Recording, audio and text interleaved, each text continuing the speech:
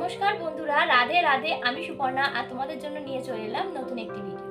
তো আজকের ভিডিওটা হতে চলেছে খুবই গুরুত্বপূর্ণ, কারণ আজকের ভিডিওতে আমি তোমাদের বলবো ধনতেরাস সম্পর্কে।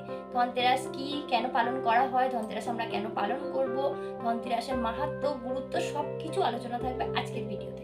তো বন্ধুরা, প্রথম থেকে শেষ পর্যন্ত ভিডিওটি দেখার অনুরোধ রইল। চলো শুরু করা যাক আজকের ভিডিও। ধনতেরাস। ধনতেরাস কথার অর্থ হলো ধন যুক্ত তেরাস।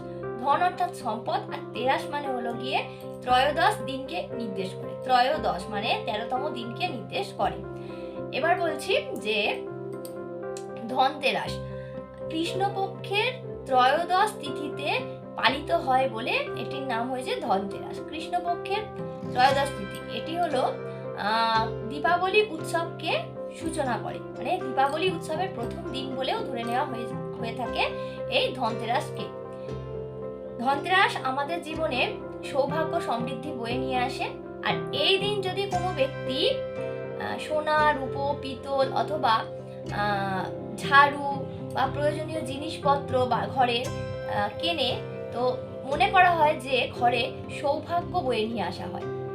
এই দিন দেবী লক্ষ্মী, কুবের মানে ধনদেবতা কুবের, দেবী লক্ষ্মী, গণেশ এবং যমরাজেরও পুজো করা হয়। যমরাজকে সন্তুষ্ট করার জন্য, তার থেকে আর কি স্বাস্থ্যের আশীর্বাদ নেওয়ার জন্য, সুস্বাস্থ্যের আশীর্বাদের জন্য দক্ষিণ দিকে একটি প্রদীপ জ্বালানো অবশ্যই কর্তব্য এই দিনে।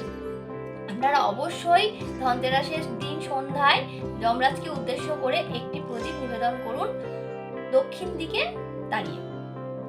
এবার আসি ধনদেবতা কুবের।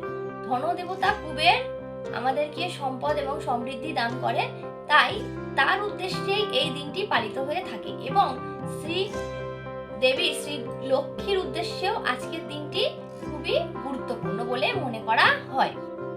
আজকের দিনে যদি কেউ দেবী লক্ষ্মীর পুজো করেন, ঘরে সুখ, শান্তি, সমৃদ্ধি সমস্তটাই বয়ে নিয়ে আসেন দেবী লক্ষ্মী, এমনটা মনে করা হয়।